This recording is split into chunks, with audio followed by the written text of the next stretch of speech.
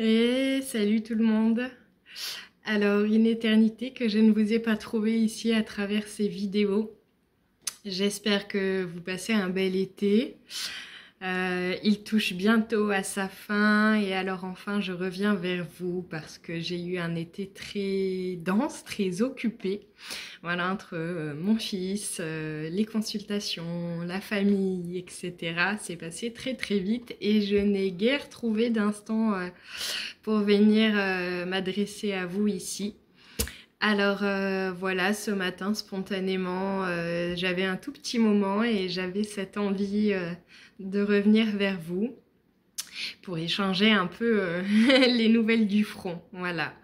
Et notamment le fait que je ne sais pas comment vous le vivez vous de votre côté, mais ce portail du lion qui s'est ouvert le 8 août a marqué un tournant on ne peut plus intense sur le plan énergétique, sur le plan, tous les plans en fait.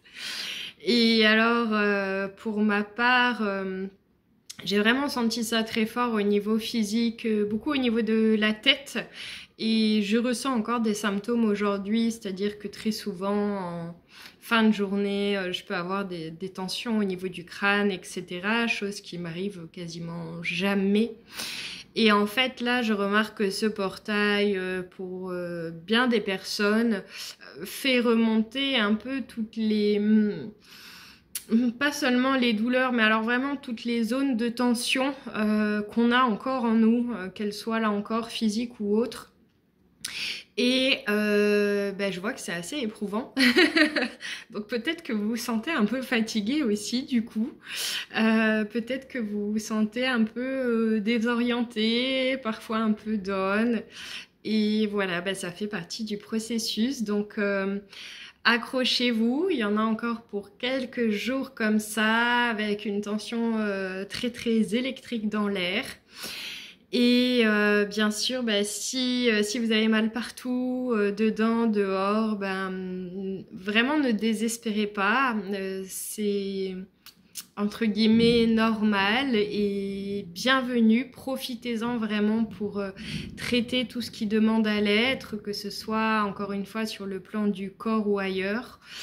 Prenez le temps pour vous dont vous avez besoin, essayez de ralentir le rythme au maximum, d'être profondément à votre écoute, de boire beaucoup d'eau, d'avoir une hygiène de vie assez, non pas irréprochable, mais en tout cas alignée avec vos besoins. Et puis bien entendu, voilà, mettre le corps en mouvement et puis l'ancrage, puisque je vois à quel point on a besoin de faire redescendre nos énergies dans les pieds, dans le bas du corps et nous relier à la terre. Et je tourne la tête puisqu'au moment où je vous parle, eh bien, il y a un orage qui est en train de se déclencher. Donc confirmation que c'est assez électrique en ce moment dans l'atmosphère. Bon, vous allez me dire on est en août, mais voilà, n'empêche que... Quoi d'autre? Eh bien, j'ai relevé deux questions qu'on m'a posées dernièrement lors d'une formation que je trouvais hyper pertinente et que j'avais envie d'aborder avec vous parce que je me suis dit que voilà, les messages pouvaient servir un peu à plein de gens en fait. Et alors, en l'occurrence, on m'a demandé quelle était la différence entre quelqu'un dit initié et quelqu'un dit non initié. Et en fait, on m'avait jamais posé cette question-là. Et donc, simplement vous dire, si vous vous posez ce genre de questions aussi, que la question d'être initié, alors déjà, qu'est-ce qu'on entend par initié? Initié à quoi? Initié finalement à une forme de vérité et peut-être plus grande que celle qu'on nous montre.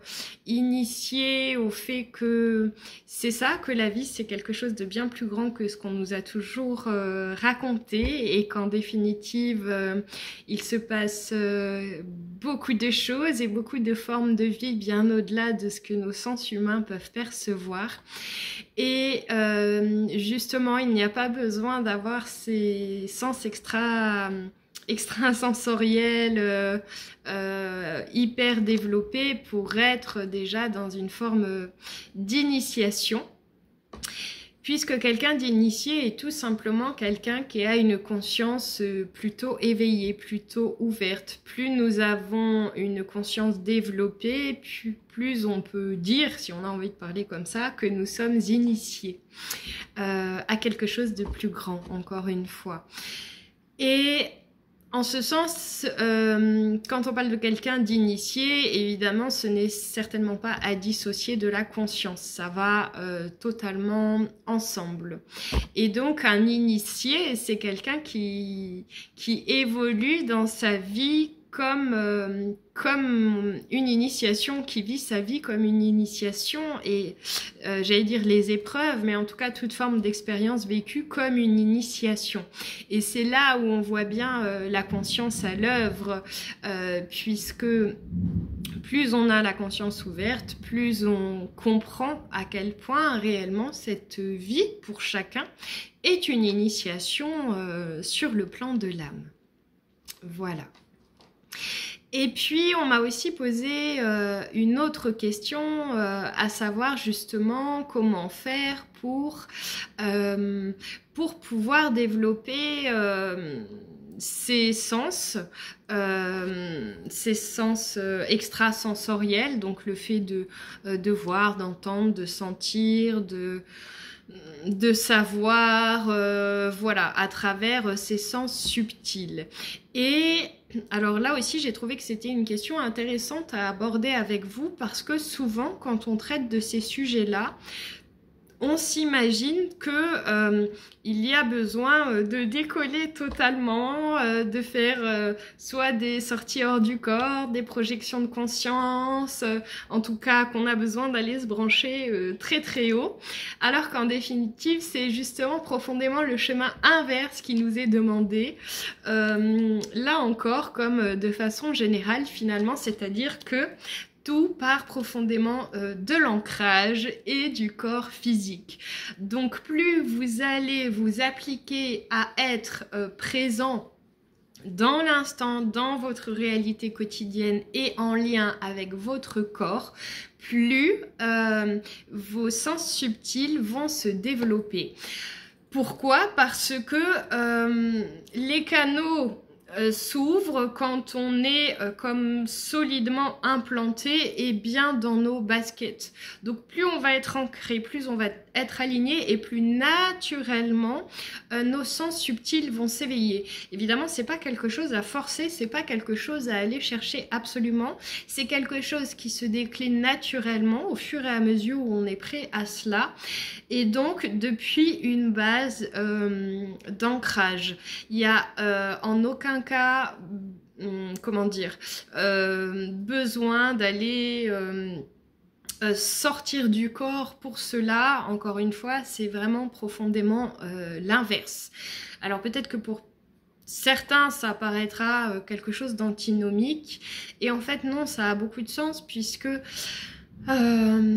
tout part de l'instant, de la pleine présence et on ne peut être dans cette pleine présence si on est déconnecté du corps et de nos racines terrestres finalement.